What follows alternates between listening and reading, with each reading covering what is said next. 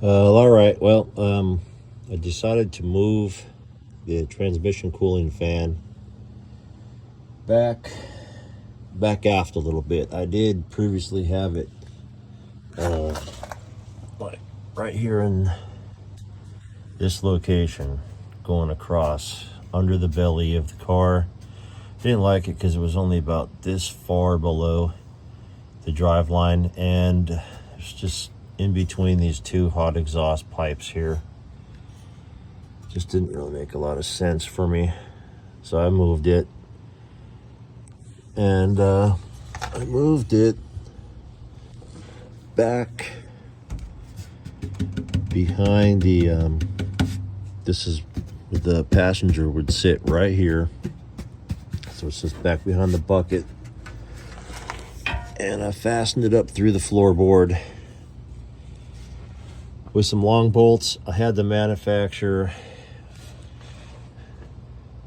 some standoffs. See the blue pipes right there? Those are actually just some aluminum pieces of tube ×4 that I cut. It was some old nitrous oxide bottle, a blow-off valve tubing that I had. And the bolts actually these bolts actually belong to Holley carburetor, the float bowl bolts, and I had these nuts. So yeah, had to do what I had to do.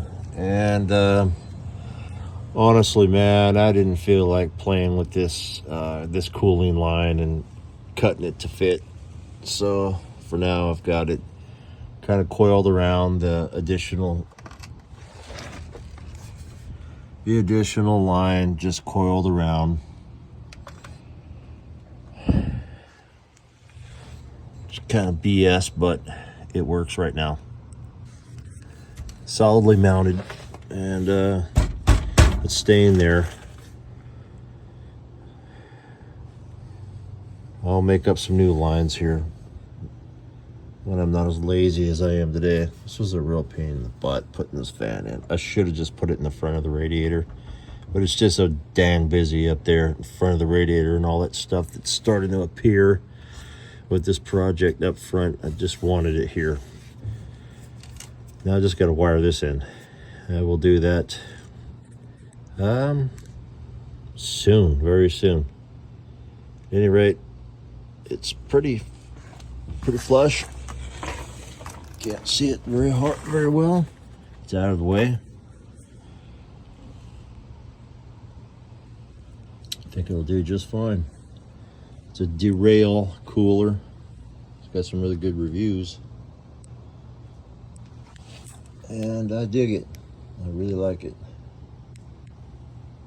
All right, have a good day.